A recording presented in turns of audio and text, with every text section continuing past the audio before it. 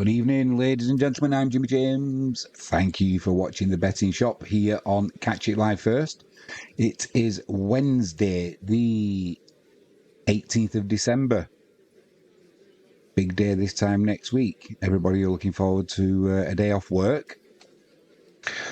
We'll quickly go on to the sports news because there's a little bit to get through tonight. A little bit later on as well, we're going to do a quick roundup of tonight's EFL quarterfinals, so I'm not going to talk about the football scores in this. We'll do a quick recap a little bit later on. So without further ado, we will get going with Marcus Rashford. Rashford's future in doubt after claiming he is ready for a new challenge. Well, I mean, this is yesterday, 1955, that broke, almost 8 o'clock. Could have told you end of last season and midway through it that he wanted away from Old Trafford. His head has not been in the game at all. And according to Rashford, he appears to set to leave the club after claiming he is ready for a new challenge away from Old Trafford. The 27-year-old was controversially dropped from the squad that faced rivals Man City on Sunday, fueling speculation over his future. First thing with that, why is it controversial to drop somebody who's not really been playing well, not looked like he wants to play well, and ultimately, the fact that he wants away from Old Trafford just proves everybody who's saying he wasn't putting a shift in is right, because he hasn't tried. His body language has been awful. It says in a wide-ranging interview published on Tuesday, he told football writer Henry Winter that, personally, I think I'm ready for a new challenge and the next steps. When I leave, it's going to be no hard feelings, he said. You're not going to have any negative comments from me about Manchester United. That's me as a person. Okay, fair enough. But is it also because Manchester United gave you your career? And, he took it. He got his opportunity and he took it. However, he's not progressed like he should have done. And for whatever reason, I don't know.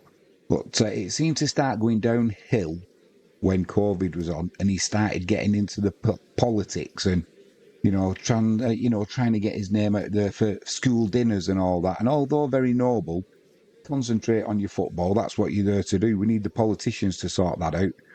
Not you as a footballer. And for me, that's when his career started going down the pan. So, and Henry Winter writes on X, Marcus Rashford had a day off today, so he returned to his old primary school, Button Lane, South Manchester, and handed out 420 Christmas presents to all the pupils. It was a long-planned event, eliciting delight from the children. One boy, scarcely more than 4 years old, had and I can't be bothered reading any more of that now. He's going, and good luck to him wherever he goes. Hopefully United will make a few shekels out of him, because they could certainly do with it at the minute. Maybe spend some of it on the stadium as well. But it's a troubled club, Manchester United, isn't it, at the minute? And I'm pretty sure Mark Goldbridge will be on top of it. I don't agree with everything Goldbridge says, but in fairness, a lot of what he says is pretty bang on. But opinions are like arseholes. Everybody's got one. I've got mine. If you agree, good on you. If you think I'm wrong, leave me a comment. Moving on to more war for Manchester United. Garnacho and Ahmad both deny leaking Manchester United lineups. This came out over the weekend, didn't it, with the City game? And it was no surprise that Garnacho and Rashford were left out of the squad in respect of it was already reported beforehand.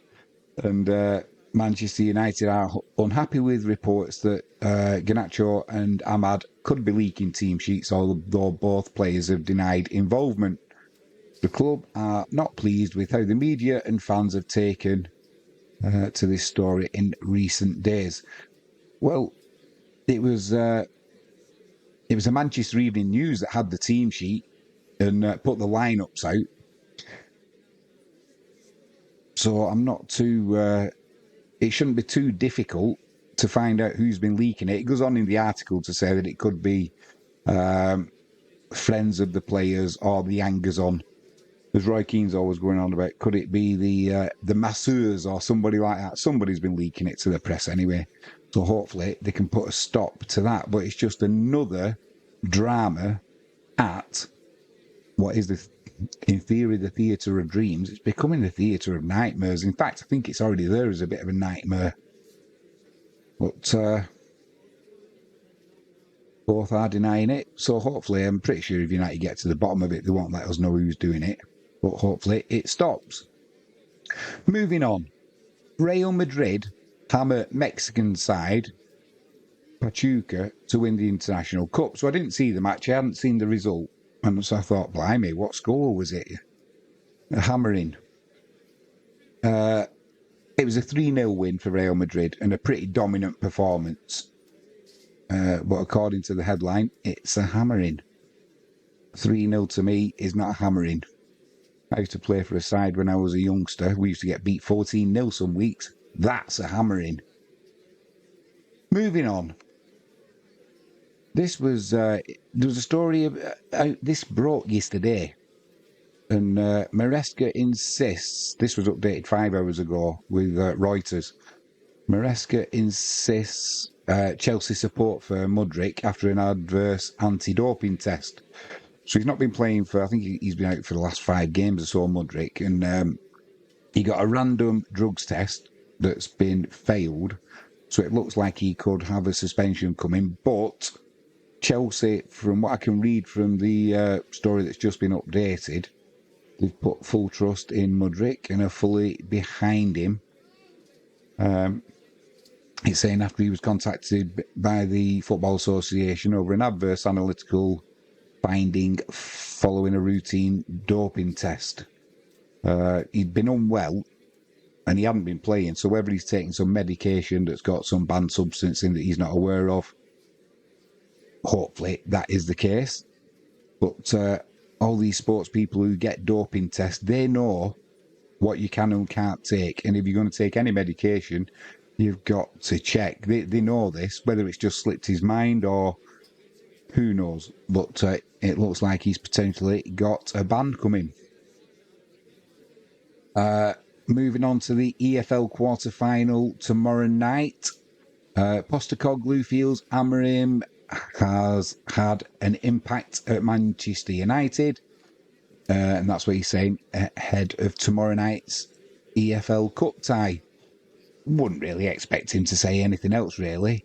He's not going to come in and say bit of a couple of dodgy results there, weren't there? A bit of a lucky one as well against City. You know, he's not going to make it an easy team talk for Amorim to say, hey, Postecoglou, have you seen what this? Just have a read of that, boys. That's what they think of you. So he was very complimentary and professional, as you would expect. And he's a pretty decent bloke as well, isn't he? But he said, yeah, you're just saying he has nothing but praise for Manchester United for the boss. And the pair face each other tomorrow night. Hopefully it will be a good game.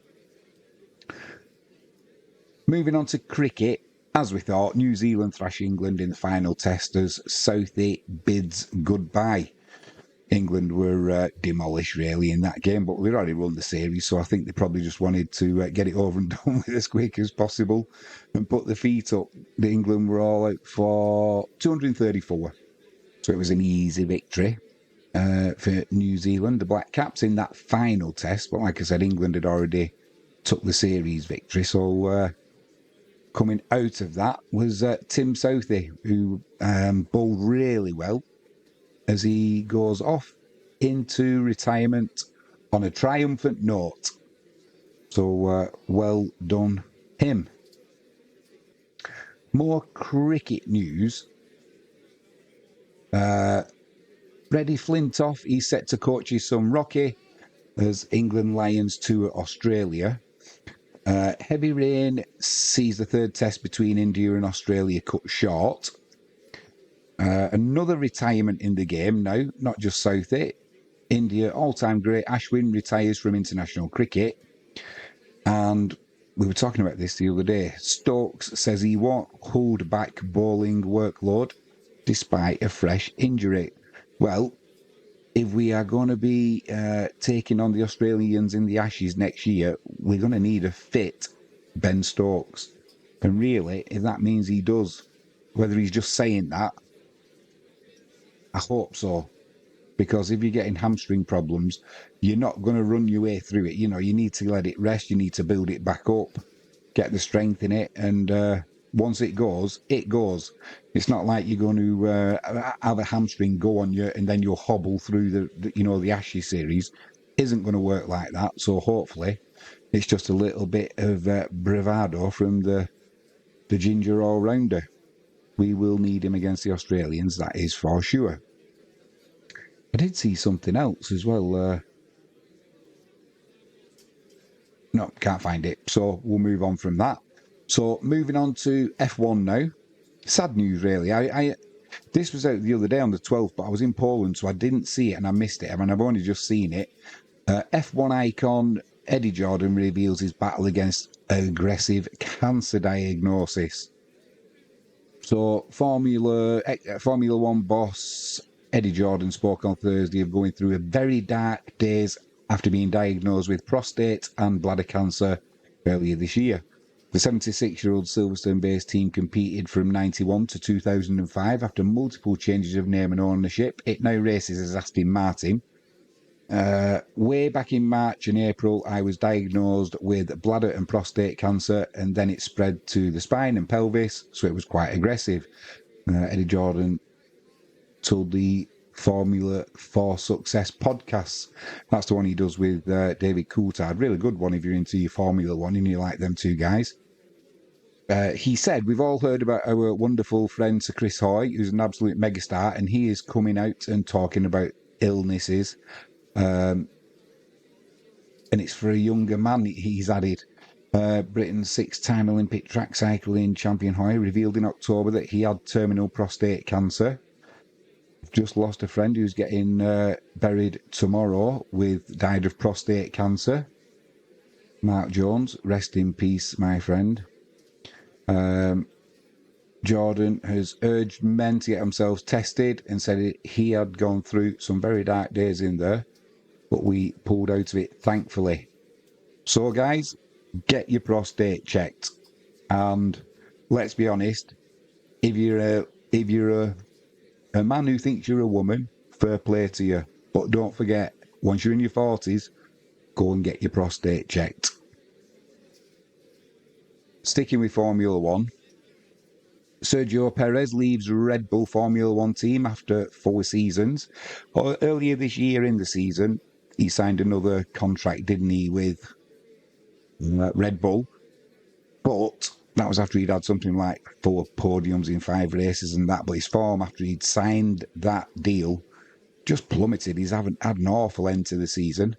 And Red Bull have given him the flick. What he's going to do from what the article is saying, he's going to take a sabbatical, mainly because there's no seats. And Red Bull are going to promote from the feeder team. It's either going to be Yuki Tsunoda or Liam Lawson.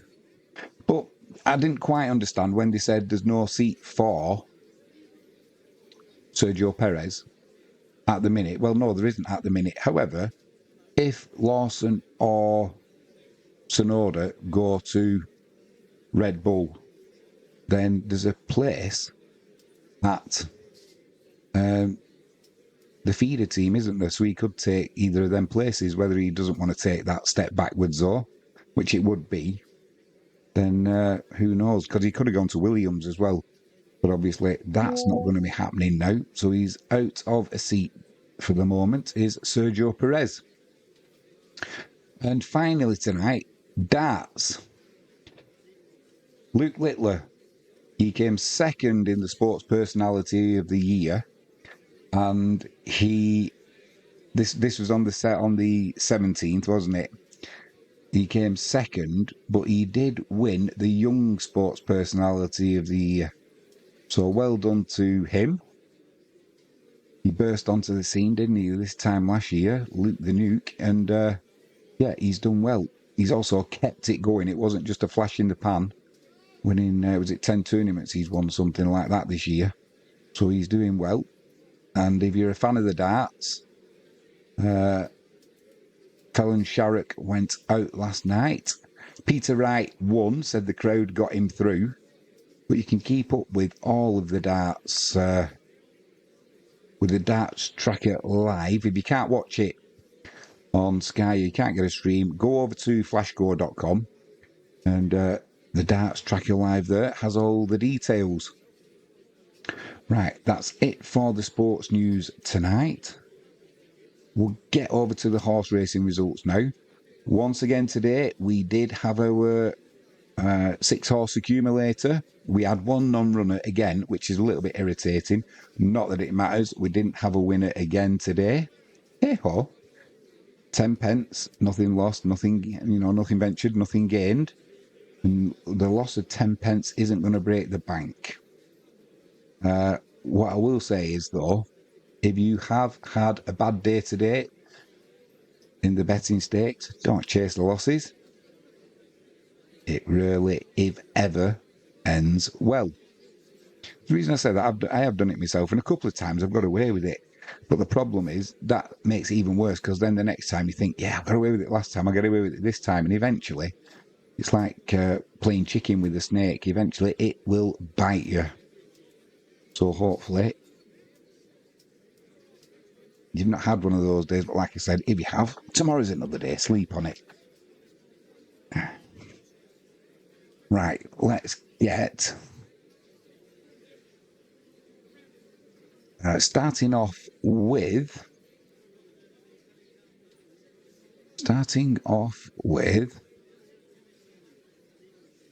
Lingfield, 11:55. Just before we do this, I haven't been through the winners, so or the horses.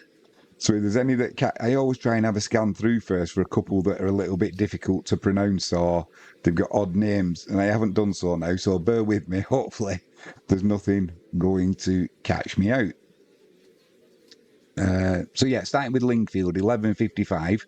First, Roaring Conquest, 5-6 favourite. Second, Tighter Hill, 16-1. Third, Jackstell, 15-8. All 12 ran. Lingfield, 12:27. First, Bobby's Beauty, 13-2. Second, Smart Casual, 11-5 favourite. All 7 ran. Lingfield, 102.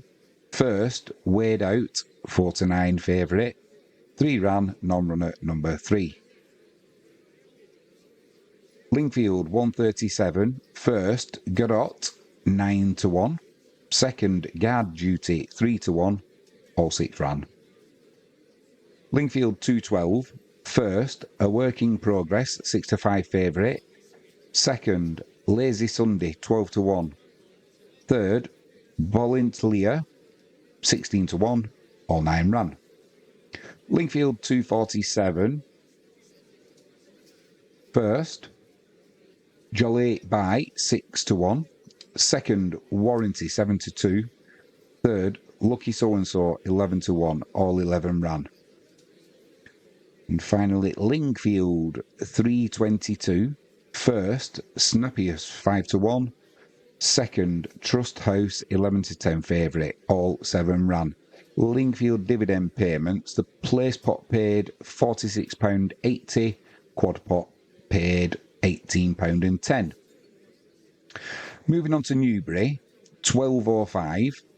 First, Believe It and Ducan, 11-2. Second, Liam Swagger, 8-15 favourite. Third, Racky, 15-2. 9 ran, non-runner number 10. Newbury, 12:40. First, King Caliphate, 11-2. Second, Mistress Emma, 7-2. Start that one again. Newbury, 12:40. First, King Caliphate, 11-2. Second, Mistress Emma, 7-2.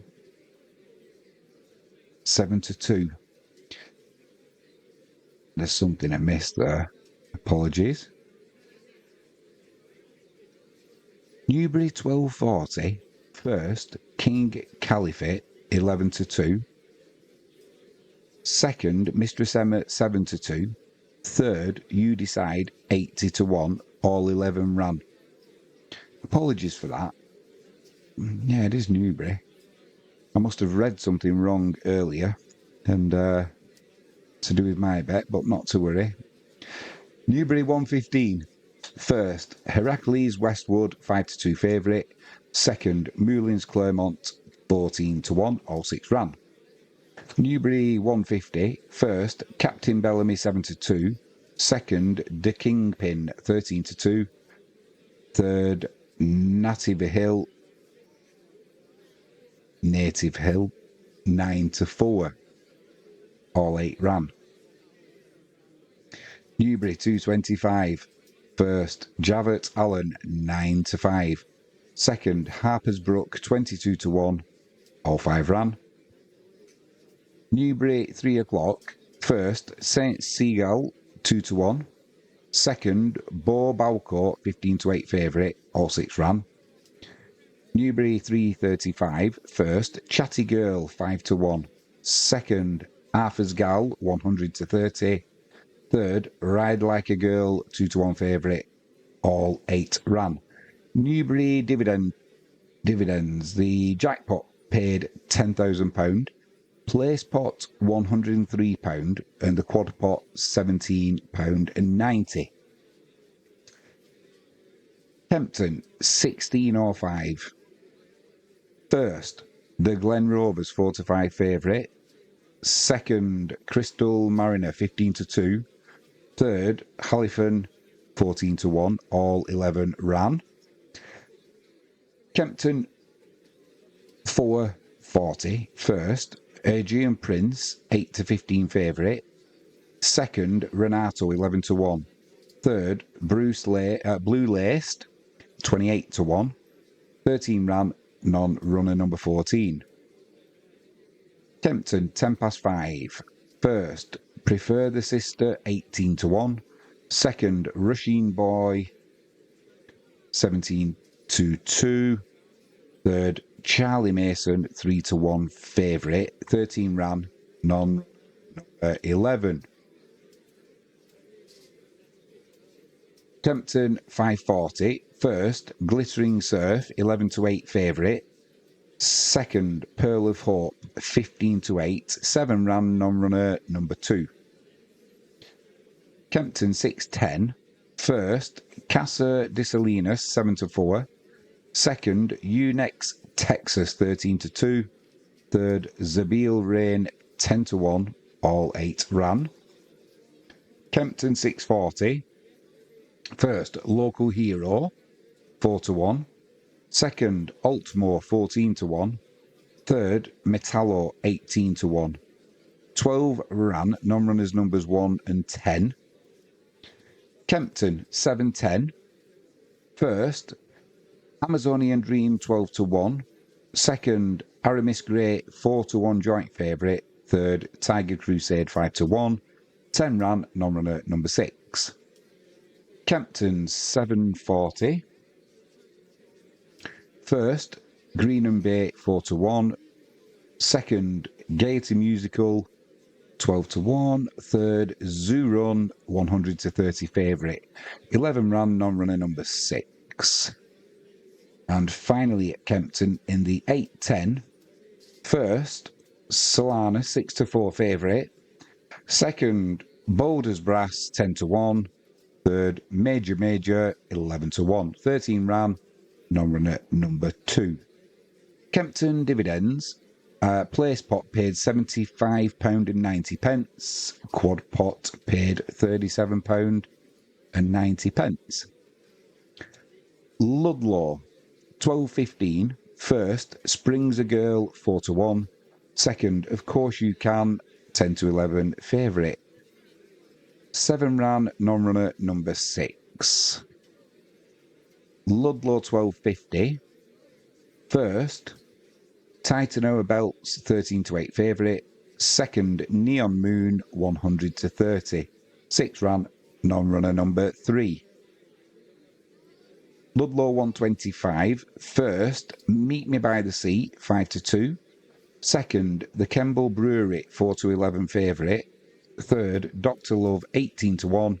8 ran, non-runner number 4. Ludlow 2 o'clock. First, Blue Moon Lady 7-2. Second, Nina Kalina 7-1. All 6 ran. Ludlow 2:35. First, Famoso 16-5. Second, Time to Dazzle 50-1. 6 ran, non-runner number 2. Ludlow 3:10. First, Mood of the Moment 3-1. Second, Martel Mix Jack 12-1. Third, Zestful Hope 11-4 favourite. All 11 ran. And finally, Ludlow 3:45. First, Solar System 11-10 favourite. Second, Melton Mossy 4-1. Third, Kazon the Raz 20-1. All 8 ran. Ludlow dividends, place pot £54.80, quad pot £28.10. Moving over to Ireland, Dundalk. First, Crystal Luna 100-30. That was the 4:25.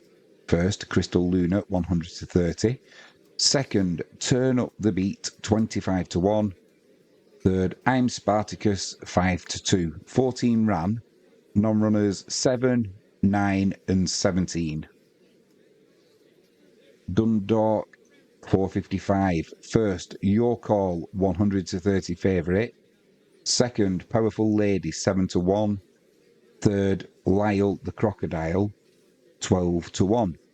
14 ran, non-runners numbers 15, 16 and 17.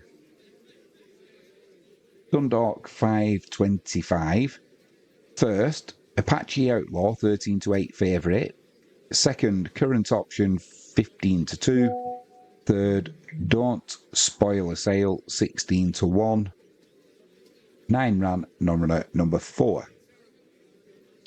Dundalk 5:55. First, A Memory 7-2. Second, Senado Square 3-1 favourite. Third, Circles 15-2. 14 ran, non-runner number 15. Dundalk 6:25. First, Fly to Glory 8-1. Second, Pink Oxalis 15-2. Third, Devil's Angel 6-1. 13 ran, non-runner number 3. Dundalk 6:55. First, G on G 13-2. Second, Bishopton 2-1 favourite. Third, Church Lady 100-1. 11 ran, non-runner number 8. Dundalk 7:25. First, In the Small Hours 5-2. Second, Ed 6-4 favourite. Third, Bloom Vega 9-2. All 12 ran. And finally, Dundalk 8 p.m. First, 88 6-1. Second, Bow Park 3-1 favourite. Third, Trishuli River 4-1. 14 ran. Non-runners 15, 16 and 17. Dundalk dividends was the place pot €84.60.